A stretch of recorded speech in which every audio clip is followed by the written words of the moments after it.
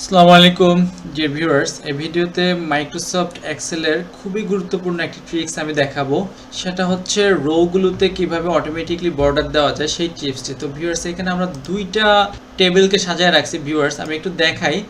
যেমন এইখানে যদি আমি এই যে ভিউয়ার্স, আমি কিন্তু এই যে সিরিয়াল নাম্বারগুলোকে উঠাই দিলাম, সাথে সাথে বর্ডার উঠে গেল।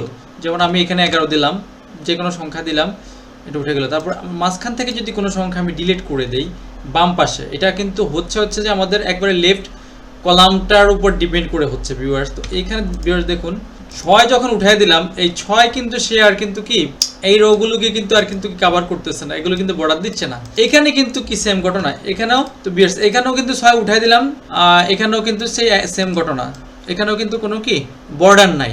কিন্তু এখানে আমরা দেখি এই ডান পাশেরটা যদি আমরা ধরে নিলাম যে আমি এখানে কি এ লিখলাম, এখানে আমি এ লিখলাম, জাস্ট কিছুই লিখবো না এ, তাতেও কিন্তু এখানে আমার বর্ডার চলে আসছে। কিন্তু ভিউয়ার্স এইখানে যদি আমরা এ বি সি কিছু লিখি, যেমন এখানেও সি লিখলাম, কিন্তু না, এখানটা ভিউয়ার্স দেখা যাচ্ছে যে আমাদের যে কাজটা করতেছে সেটা হচ্ছে যে এবিসি যাই লিখি না কেন লেফট কলামে, তাতেই কিন্তু সে কাজ করতে। আবার এখানে যদি আমি 11টা উঠে দিই, সেখানে এখানে কিন্তু আমার রো কিছুই নাই। তো এখানে যাই লিখি আমি এখানে ডি লিখলাম, আমার কিন্তু এটা হয়ে যাচ্ছে। কিন্তু এখানে এখানে কিন্তু ডি লিখলে কি আমার এটা কি এই রোটাকে কিন্তু কি সেই বর্ডার দিচ্ছে না, এই সেলগুলোতে কিন্তু বর্ডার হচ্ছে না, এই রো সেলগুলোতে বর্ডার হচ্ছে না।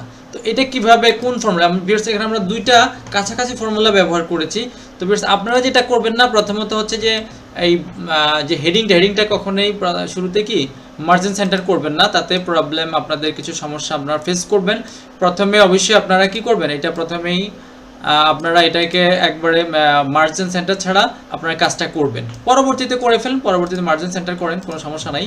তো ভিউয়ার্স আমরা একটা নতুন শিটে এখানে চলে যাব। এই শিটের মধ্যে আমি ভিউয়ার্স একবারে এই যে দুইটা টেবিল কিন্তু আমি সাজায় রাখছি দুইটা ফর্মুলার জন্য। তো ভিউয়ার্স আমরা প্রথমে এটাই কি আনমার্জ করে দেবো, দুটোটাকে আনমার্জ করে দিলাম, দেন এখনো ফর্মুলাটা অ্যাপ্লাই করব। তো আমাদের যেটা করতে হবে যে রোগুলোকে আমরা ধরে নিলাম যে এখানে যত রো আছে এই শিটের মধ্যে সবগুলো রোতে আমরা কি রোগুলোতে বর্ডার, রোর যে সেলগুলো আছে বর্ডার দিয়ে দেবো। তো আমরা প্রথমে কি এভাবে সিলেকশন করে নিলাম, সিলেকশন করার পরে কন্ডিশনাল ফরম্যাটে চলে যাব, সেখান থেকে আমরা নিউ রুল বা ম্যানেজ রুলে চলে যাব, সেখান থেকে আমরা এই যে নিউ রুলে যাব, সেখান থেকে সবার নিচে যে use a formula to determine which cells to format, এই অপশনটাতে চলে যাব। দেন এখানে ক্লিক দেবো, ক্লিক দেওয়ার পরে আমরা সিলেক্ট করে দেবো একেবারেই উপরের, একেবারেই আমরা যে সিলেকশনের লেফট টপ কর্নারে যে সেলটা আছে এটাকে আমরা সিলেক্ট করে দেবো এবং ডাবল F4 চাপবো।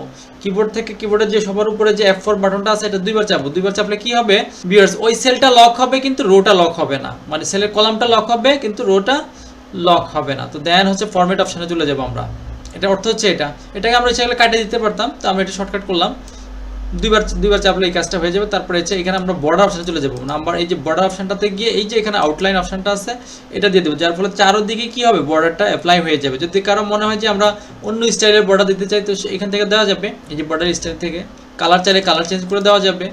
তো এটা কোনো বিষয় না, দেন ওকে দিলাম, তারপর হচ্ছে যে তারপর ওকে হয়ে গেছে। তো ভিউয়ার্স এখানে আমাদের দেখা যাচ্ছে যে আগে একটা ফর্মুলা আছে, তো আমরা এইটাকে কিন্তু কি এটাকে ডিলিট করে দেবো, এখন এই রুলটাকে ডিলিট করে দেবো, দেন ওকে। তো ভিউয়ার্স এখানে দেখা যাচ্ছে যে ভিউয়ার্স একটা জিনিস খেয়াল করেন, এখানে কিন্তু এই প্রথম যে রুলটা অ্যাপ্লাই করলাম জাস্ট ওই সেলের উপরে, এটা হচ্ছে সংখ্যা ভিত্তিক। যেমন এই সিরিয়াল, এই যে সিরিয়াল উপরে আছে নেম, এগুলোতে কিন্তু বর্ডার হয় নাই, কেন হয় নাই ভিউয়ার্স, এখানে যদি আমি 0 দিয়ে দেই, 0 না, এখানে মানে আমরা যদি 1 থেকে শুরু করি, সংখ্যা শুরু করি, 0 থেকে বড় হতে হবে, এটার অর্থ হচ্ছে এটা ওই সেলটা, তো তখন কিন্তু বর্ডারগুলো চলে আসতেছে। আর যখনই আমি সিরিয়াল নাম্বার লিখতেছি তখন কিন্তু মানে কি বর্ডারটা হচ্ছে না।